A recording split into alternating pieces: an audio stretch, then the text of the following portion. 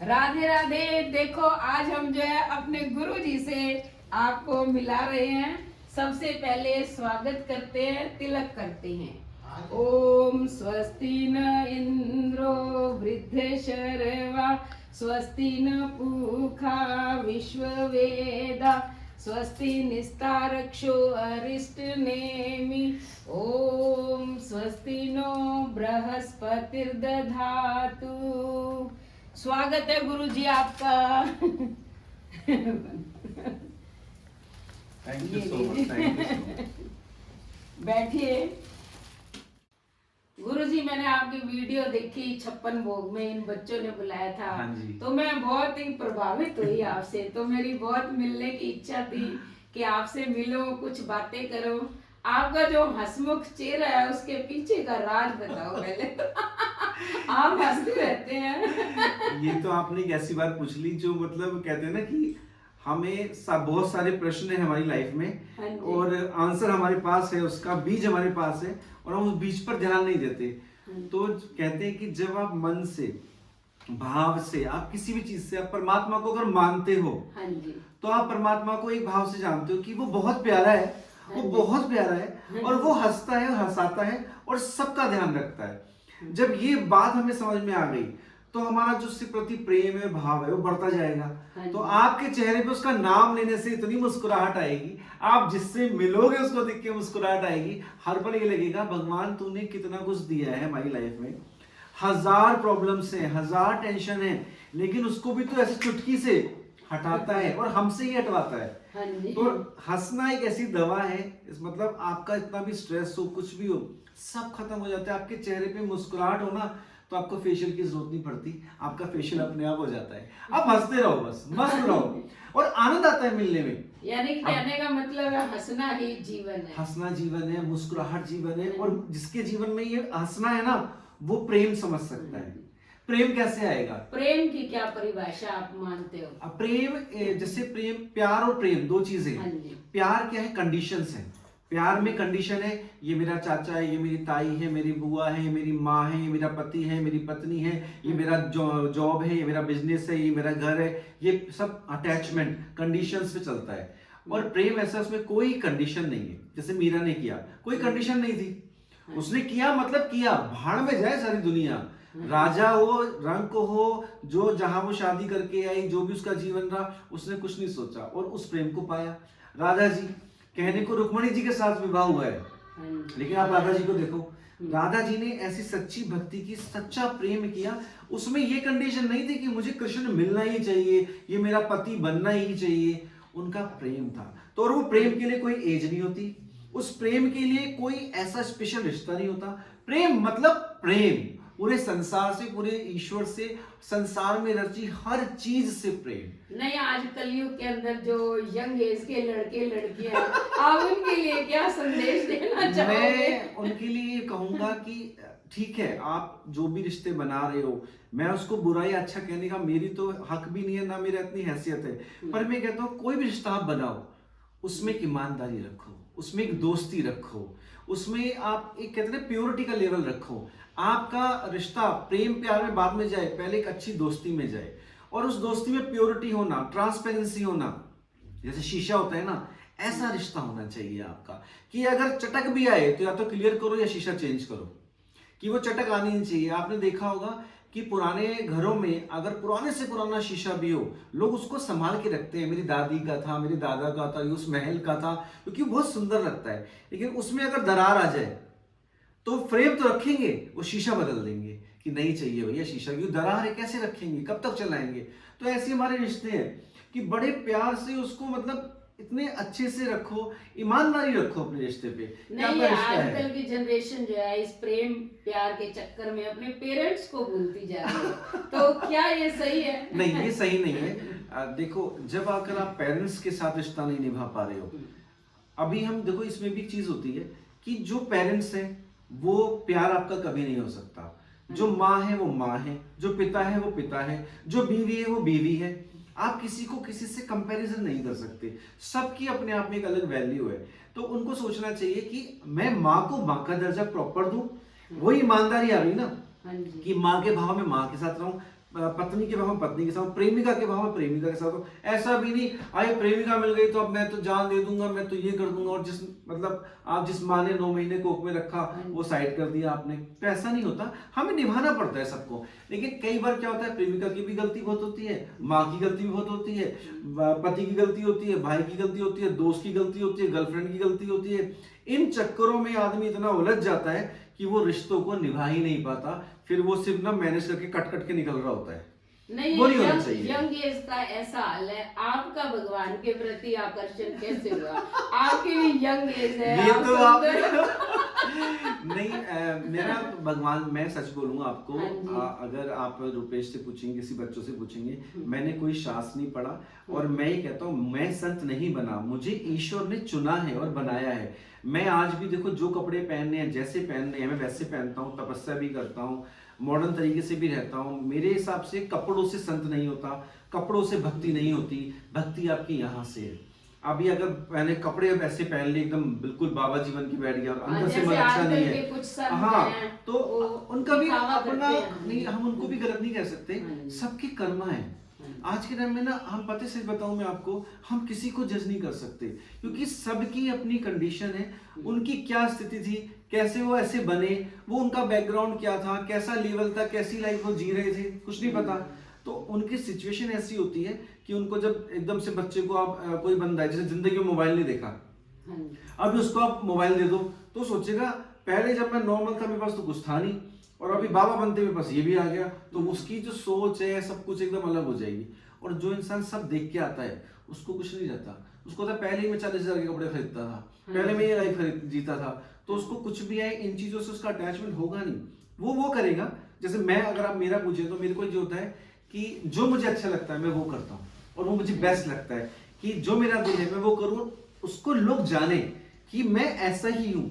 मुझे समझना है तो मैं बोलूंगा ओ माय गॉड पिक्चर देखो, उसमें जो अक्षय कुमार की है ना कृष्ण जी, मैं उस टाइप की लाइफ पसंद करता हूँ कि भक्ति भी होनी चाहिए, तपस्या भी होनी चाहिए, आनंद भी होना चाहिए, और लोगों को समझने की एक चाहत होनी चाहिए कि लोग क्या हैं, आप उनके भावों को समझो। आप हर किसी से मतलब ये नहीं कह सकते ये ऐसा है, वो ऐसा है, ये ऐसा है, वैसा है। हम ये कहते हैं कि नहीं यार, होगा उसका कर्मा, फिर भी उसको जो प्यार दे सकते हो देने की कोशिश करो। क्या पता आपकी मुस्कुराहट से उसके जो माइंड है वो चेंज हो जाए, क्या पता इतने लोग बदल जाए। टेंशन में आपके पास आते हैं, हाँ। तो आपका मन भी दुखी होता होगा। नहीं दुखी होता, वो रिलैक्स हो जाते हैं बल्कि। अभी आप देखो, आप मेरे से मिले हो, हाँ तो जी। आपका क्या एक्सपीरियंस है आप खुद से महसूस करोगे। हाँ, तो सेम चीज होती है, वो आते तो हैं कि गुरुजी से ये पूछना है, गुरुजी से ये पूछना है, मास्टर से ये पूछना है, सर से ये पूछना है, सब अलग अलग नाम से बुलाते हैं। लेकिन जब मिलते हैं, बातें होती है प्यार से, वो अपना स्ट्रेस भूल चुके होते हैं कि मुझे ये बात पूछनी थी, ये मैं बोलता हूँ छोड़ दो सब, मस्त रहो, अपने आप सब ठीक हो जाएगा।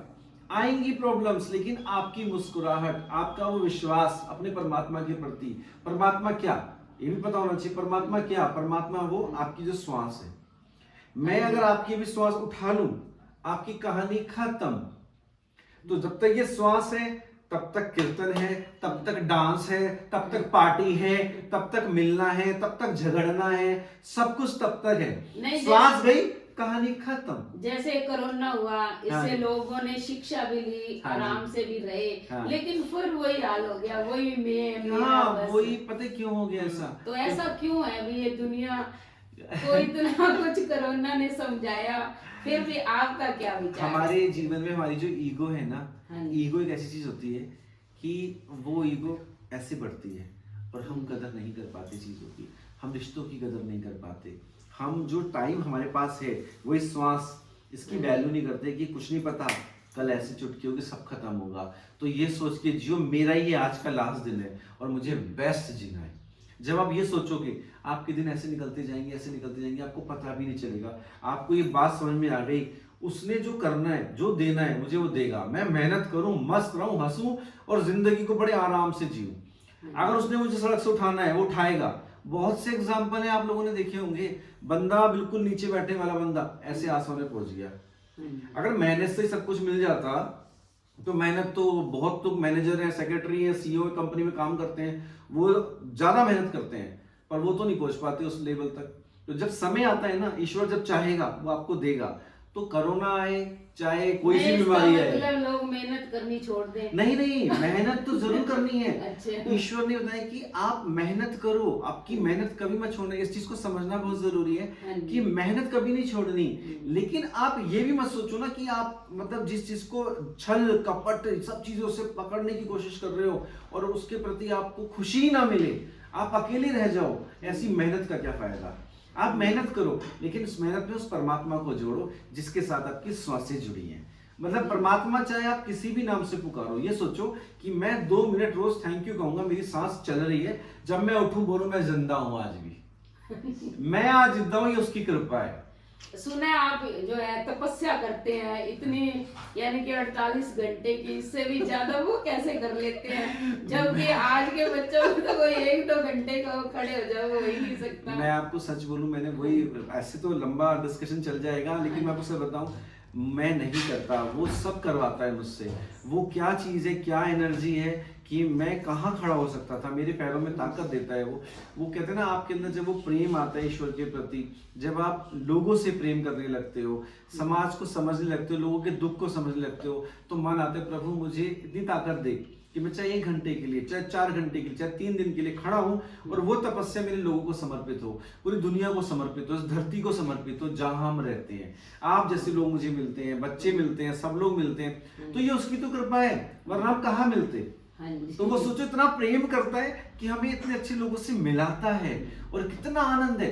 तो उसने सब कहा है, मेहनत भी करो, काम भी करो, कपड़े भी अच्छे पहनो, एंजॉय भी करो, बस मर्यादा रखो, एक बाउंड्री रखो कि नहीं इतना, इससे आगे नहीं। और यहां तक जहां तक भी मैं चलूं, मेरा ईश्वर परमात्मा, अल्लाह हो, कृष्णा हो, राम हो, जीसस हो, वाहिगुरु हो, साईं हो, जो मर्जी नाम से पुकारो, वो सब नाम में सुनता है।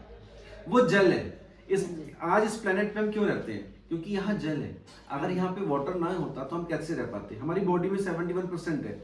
हम क्यों हैं? सोचो 5 एलिमेंट से पूरी बॉडी है, यहाँ पर जल है तभी हम लोग बैठे हैं। अब चाहे सोचो कोई सी भी कंट्री हो, कोई सा भी शहर हो, आप जयपुर से हो, हम बॉम्बे से हैं, अभी यहाँ मिल रहे हैं, लोग आपस में दूसरे से मिल रहे हैं। पर सोचो अगर हम किसी भी कास्ट की हो, धर्म की हो, अगर पानी ना हो इस प्लेनेट पे, हम कैसे जिएंगे? अब करते रहो कर्म, करते रहो पूजा पाठ, नहीं। उसने बताया है 5 एलिमेंट से चीजें जुड़ी हुई है और इसी की ऊर्जा है जो है भाव में बनी है, उसी के ही भगवान है जो मूर्ति से बने, चाहे वो मस्जिद बनाई, चाहे मंदिर बनाया, चाहे गुरुद्वारा बनाया, लेकिन वो बनता मिट्टी पानी इन सब से मिलके ही है। तो ऐसी भगवान की मूर्ति है, आती है, कुछ दिन सजाते हैं, फिर उसको जल में प्रवाह करते हैं। ऐसे ही हमारा जीवन है, जिंदा रहो, जिंदगी को जियो हंसते खेलते, बाद में एक समय आता है पानी में प्रवाह होते हो, या तो पानी में प्रवाह होगे, या आपको कब्रिस्तान में दफनाएंगे, या आपको जलाएंगे, लेकिन होगा पंच तत्वों के साथ ही। तो परमात्मा यही बताए कि जैसे मेरी मूर्ति को पूछते हो ना, समझ लेना तुम्हारा जीवन भी वही है, तुम्हारा जीवन वैसा ही है। प्रवाहित से एक प्रश्न आया मेरे दिमाग में कि हम भगवान को लाते हैं, जैसे महाराष्ट्र में गणेश जी की मूर्ति लाते हैं, स्थापित करते हैं, फिर विसर्जन करते हुए मैंने देखा वो फेंक देते हैं। ये सही मुझे तो नहीं लगा, आप क्या कहते हैं? अगर मैं एनवायरनमेंट के अकॉर्डिंग बोलूं, ग्लोबल की जो सिचुएशन उसके अकॉर्डिंग बोलूं, तो जैसे बॉम्बे में आपने ये देखा, लेकिन आपने वो भी सिस्टम देखा होगा कि गवर्नमेंट ने चीजों को बड़े अच्छे से, महाराष्ट्र ने ऐसा बना दिया है, हर एरिया में एक ऐसा सिस्टम बनाया हुआ है कि अपने गणपति जी लेके जाओ, वो छोटा सा बनाया है तालाब जैसा, आप इको फ्रेंडली लेके जाओ और वहीं पे अपना करो, तो वो इकट्ठे करते रहते हैं साइड में। समुद्र में बड़े बड़े गणपति को लेके जाता है, लेकिन इसके भी पीछे एक बहुत बड़ी चीज है। देखो, एक तो सबसे पहले एक भाव जुड़ता है लोगों का, लोग साथ में एक होते हैं। समुद्र ऐसी चीज है, आप जितने मर्जी गणपति जी विसर्जन कर दो, कूड़ा डाल दो, जो मर्जी डाल दो, आप अगले दिन जाके देखना समुद्र उठा के सब बाहर फेंक देता है। तो वो जैसे आपने देखा होगा बॉडी को जलाते हैं जब लेके जाते हैं, सेम चीज है। उनकी 11 दिन की होती है, हमारी ज्यादातर 50 साल 60 साल 70 साल होती है। वही लाइफ है, आते हैं, बच्चा घर आया, पूजा पाठ होती है, गणेश जी की भी होती है, माता की भी होती है, उनको सजाते हैं, बच्चों को भी सजाते हैं, फिर वो बड़ा होता है, धीरे धीरे धीरे लाइफ जीता है, एंजॉयमेंट होता है, खाना पीना चलता है, पार्टी चलती है, तो 11 दिन पूरे होने पे आ जाते हैं, किसी का 3 दिन, किसी का 11 दिन।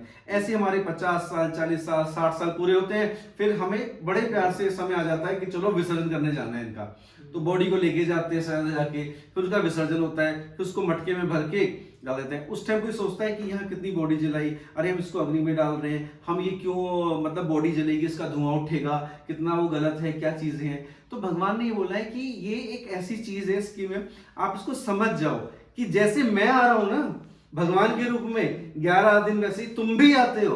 और याद रखना, जितने प्यार से तुम मुझे ढोल डाले से लेकर आ रहे हो, एक दिन मुझे छोड़ के भी ऐसे आओगे। ऐसे ही याद रखो तुम भी हो कि तुम जैसे आए हो वापस तुम्हें फिर ऐसे ही जाना है, और इसी पानी में तुम्हें भी विलीन होना है जहां तुम मुझे छोड़ के आ रहे हो। बस एहसास हम नहीं करते, हम सिर्फ उसको उत्सव तक मान के रखते हैं कि दुर्गाष्टमी आई, गणपति आया, ये आया, वो आया। लेकिन भगवान साफ कहता है तुम मुझे पूजो ना पूजो, मुझे कोई फर्क नहीं पड़ता।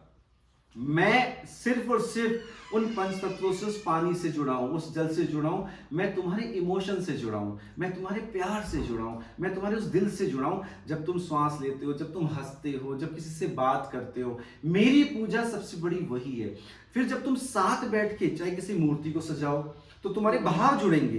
तो जब 25 लोग एक मूर्ति को पूजते हैं, 25 लोग उसका श्रृंगार करते हैं, तो उस मूर्ति की एनर्जी बढ़ती है, उस मिट्टी की, अभी मैं मूर्ति हटाता हूं, उस मिट्टी की एनर्जी बढ़ती है, क्योंकि अब 1000, फिर 2000, फिर 5000, फिर 2 लाख, फिर 3 लाख। अब एक ही चीज को हम सब करें तो हमारी आंखों से रेडिएशन पावर निकलती है, वो एनर्जी वहां रिफ्लेक्ट होती है, तो ऑटोमेटिकली उसके अंदर एक ऐसी एनर्जी आ जाती है कि जिसका जो हम भाव से मांगते हैं, इमोशन से, वो इमोशन हमारी आंखों से कनेक्ट होते हैं, उस एनर्जी को लगते हैं और हमारी वो मनोकामना पूर्ण होती है, क्योंकि वो एनर्जी सच में हमें फिर सुनना शुरू कर देती है, क्योंकि हम रोज कर रहे हैं। अब सेम चीज हम घर में नहीं कर सकते अपने लोगों के साथ, क्योंकि आज हम कहेंगे बहुत प्यार आ रहा है, लव यू, ये वो, कल गुस्सा आ गया, सारे इमोशन ऐसे हो जाएंगे। आज गुरुजी बहुत प्यारे हैं, गुरुजी बहुत प्यारे हैं, तो गुरुजी ने अगर डांट दिया आपको, हाँ ऐसे कोई गुरुजी होते हैं, ऐसे कोई संत होते हैं? संत तो साधारण से होने चाहिए, भगवा चोला पहन लें, अपना सिंपल 2 रोटी प्यार से खा लें। क्यों खा ले भाई, क्यों खा ले?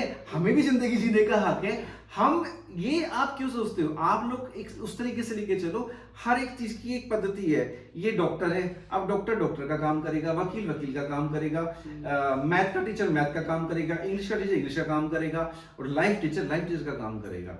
कोई भी गुरु ये नहीं कहता है कि आप मुझे पूजो, हम ये कहते हैं कि आपकी भावनाएं, हम तो रास्ता दिखा रहे हैं आपको, ये रास्ता है, ये मैं टॉर्च हूं, मुझे टॉर्च पकड़ के बना लो, मुझे टॉर्च समझो। एक प्रश्न ये है कि जेंट्स की बजाय लेडीज ज्यादा गुरु बनाती हैं, उनकी श्रद्धा ज्यादा। आप कहीं भी धार्मिक सम्मेलन में जाओ, कथा भागवत, दुखी आत्माएं ज्यादा वही रहती है शायद, लगता है। नहीं ऐसा नहीं है। अच्छा। आपको पता है क्या होता है, मैंने जो पर्सनली फील किया है कि क्यों ऐसा होता है, उन पे ना लेडीज के बाउंड्रीज बांध देते हैं कई बार। तो कई बार वो अपने इमोशंस इतने दबा लेती हैं कि एक एजुकेटेड लेडी क्या करेगी, किट्टी पार्टी जाएगी, एंजॉय करेगी, वो रमदम जाती है, उसको फर्क नहीं पड़ता, बिंदास हो जाती है, वो ज्यादा नहीं जाएगी, जुड़ेगी तो दिल से जुड़ जाएगी। कई बार ऐसा होता है कि उनके बहुत इमोशंस होते हैं, जो उन्होंने अपनी जिंदगी जी होती है ना 20 साल 30 साल की, बहुत कुछ अपना दबाया होता है, वो बहुत कुछ सह के आए होते हैं अपने परिवार से, अपने ससुराल, अपनी जिंदगी में बहुत कुछ, तो कहीं ना कहीं अपनी उस इमोशंस को ना वहां कनेक्ट कर देती हैं। कोई मूर्ति से जुड़ जाता है, कोई गुरु भाव से जुड़ जाता है, कभी सत्संग सुनते हैं, बैठते हैं, मन की 2 बातें कह देते हैं, तो उनको लगता है यहाँ कह दिया ना, यहाँ से कहीं नहीं जाएगी, यहाँ से वो निकल जाएगी, बह जाएगी, और शायद हमारे अगर कर्म बंद भी रहे इन बातों से तो वो निकल जाएंगे। लेकिन यही बात आप रिश्तेदार को बता दो, पड़ोसी, वो कल ना कल परसों ना परसों आपके ऊपर पलटवार करेगा कि अरे इसने तो ये कहा था, अरे उसने तो ये कहा था, उसने तो वहां क्या हो जाता है, वहां कर्म बन जाता है। तो लेडीज और जेंट्स की बात नहीं है, मैं आपको जेंट्स ऐसे दिखाऊंगा कि आप मेरे पास कभी आना देखना, आपको रोते हुए जेंट्स मिलेंगे, और उनको वो ऐसे जेंट्स हैं जो जिंदगी में किसी के मरने पे नहीं रोए। लेकिन जहां हमारी बात आती है, हम जा रहे होते हैं या हम 5 दिन नहीं मिलते होते, आपको मतलब फूट के रो रहे होते हैं। अब उनसे कोई पूछे भाई तुम क्यों पैर पूज रहे हो, क्या है तुमको, अरे तुम्हें कैसे बताएं कि ये एक अटैचमेंट है, एक प्यार, एक इश्क है, एक प्रेम है। ये इंसान वो है जो दिल से गले लगाते हैं, आप कुछ दो ना दो, आप कुछ करो नहीं करो, वो आपका फिर भी साथ निभाएगा। दैट्स कॉल्ड गुरु। गु मतलब अंधकार, रूह माने प्रकाश।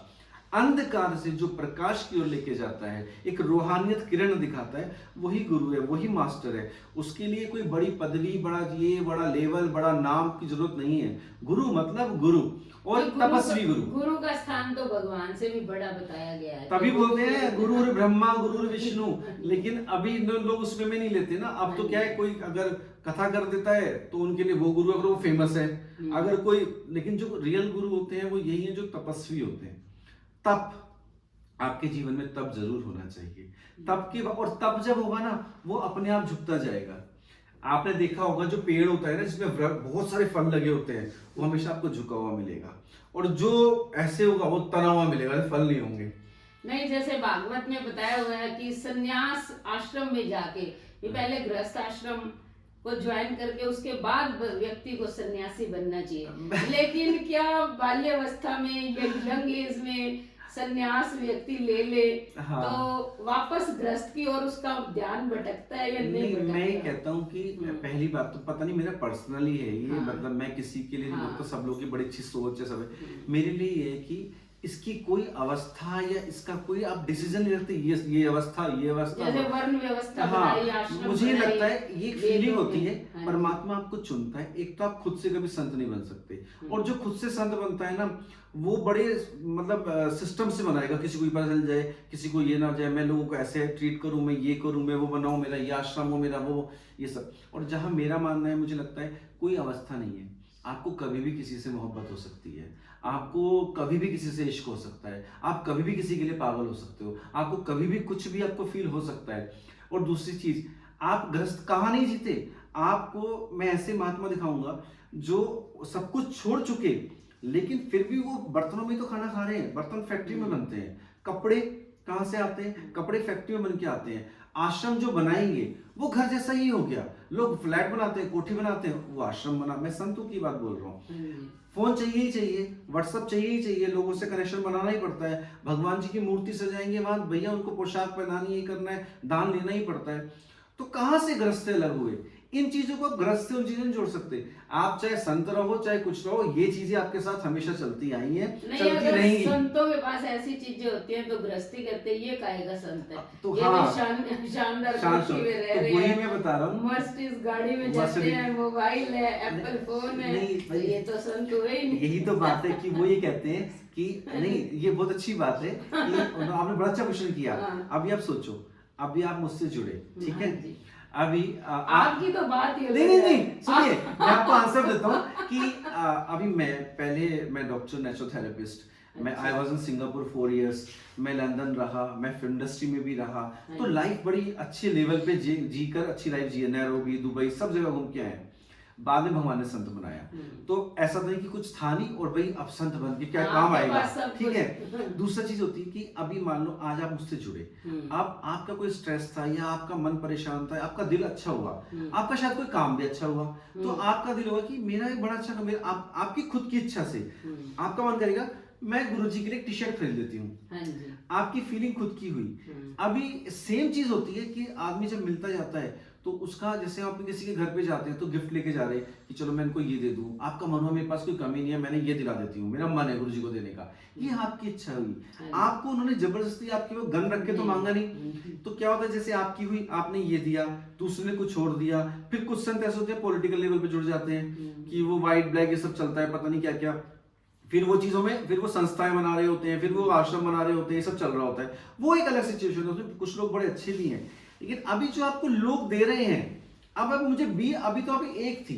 अभी मेरे पास 100 है, फिर मेरे पास 1 लाख है। अब 1 लाख रुपए अगर 10-10 रुपए भी देंगे तो रोज का 1 लाख आ रहा है।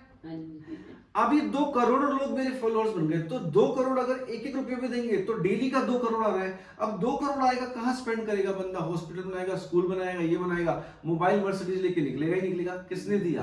आप लोगों ने दिया।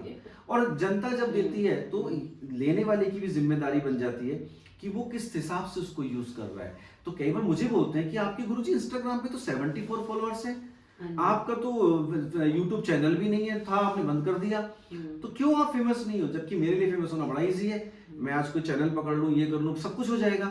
लेकिन आप ये देखो, फेमस होके होगा क्या?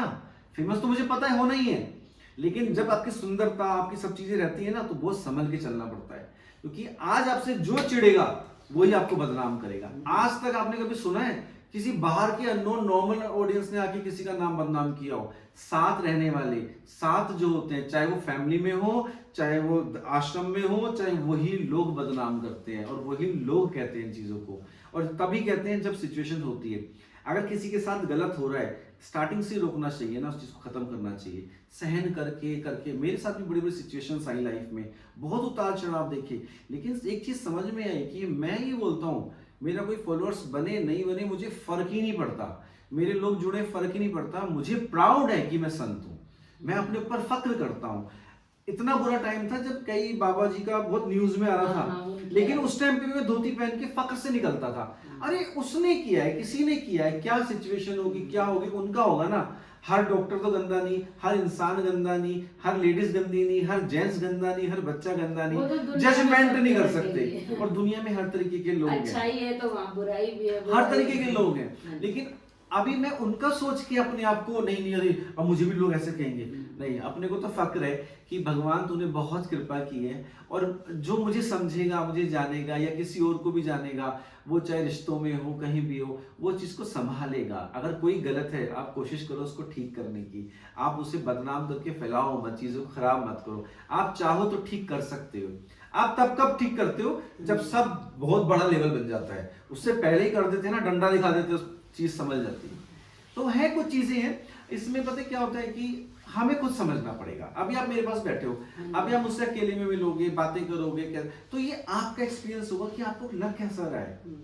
अभी मान लो अभी आपको इतना अटैचमेंट हो गया, आप बहुत दिल से, मैं गुरुजी को बहुत प्यार करती हूँ, अभी वो थर्ड इंसान उस प्यार को किस लेवल पे लेके जा रहा है, वो उसकी सोच है। आप तो अपने प्रेम से मुझे खिला रही, क्यों नहीं खिला सकता खाना प्यार से किसी को, क्यों कोई नहीं बैठ सकता? अगर उनके बीच में कुछ है ही नहीं, लेकिन आपको दिख रहा है ऐसा, आप गलत सोच रहे हो, तो वो थर्ड इंसान का है, वो जजमेंटल बन जाता है। और फिर क्या होता है, जो भी लोग दिखाते हैं वो धीरे धीरे चीजें फैलती चली जाती हैं बड़े लेवल पे। तो वही हमारे ऊपर डिपेंड करता है हमें कैसे रहना है, कैसे जीना है। पर मुझे बेस्ट लगता है हंसो, मस्त रहो और खुश रहो। आप क्या संदेश देना चाहोगे? मैं सबको ही कहूंगा, सब लोग अच्छे से खुश रहा करो, सबकी रिस्पेक्ट किया करो। तुम कुछ बनो ना बनो, पर अच्छे इंसान जरूर बन जाओ। आपको अगर इंसानियत आ गई ना, तो आपको धर्म समझ में आ जाएगा। इंसान अच्छा बुरा पाप पुण्य सारी चीजों से अलग होता है, इंसानियत होनी जरूरी है, एक अच्छाई होनी जरूरी है, एक इश्क, एक प्रेम होना बहुत जरूरी है। सबसे प्रेम करो, हंस के रहो, मस्त रहो। तो आपने गुरुजी से बहुत अच्छी बातें, देखो ज्ञानवर्धक बातें सुनी है। आपके हर प्रश्न का उत्तर मिल गया होगा, जो भी आप जानना चाहते थे। तो आप जो है ये वीडियो जरूर देखना और कमेंट बॉक्स में बताना। अगर आपका कोई और भी सवाल है तो कमेंट बॉक्स में कर लेना, हम गुरुजी से फिर मुलाकात। और मुझे माफ करना, गलती कोई हो गई हो तो प्लीज क्षमा करना। गुरुजी से हो सकता है कई बार नहीं पता चलता, कोई शब्द निकल गया हो, तो मेरी इंटेंशन ऐसी नहीं है, क्योंकि सब बहुत अच्छे हैं। देखो कई बार नहीं आता हम लोग को एक्सप्लेन करना, मैंने अपनी भावना रखी है, तो अगर कोई भी गलती लगे तो उसके लिए सो सॉरी। गुरुजी ने बहुत अच्छी बातें बताई हैं और सब जो है इनको मानते हैं, और इनका जो रूप है वो बाल कन्हैया का ही है। नहीं। हम भी बहुत इम्प्रेस हुए इनसे मिलके, हंसाते हैं, अच्छी बातें भी बताते हैं। तो आप भी, आपको भी अंतिम संदेश यही दिया है कि इंसान बन के रहिए, हंसते रहिए और मुस्कुराते रहिए। ओम नमो, जय गुरुदेव। जय गुरुदेव।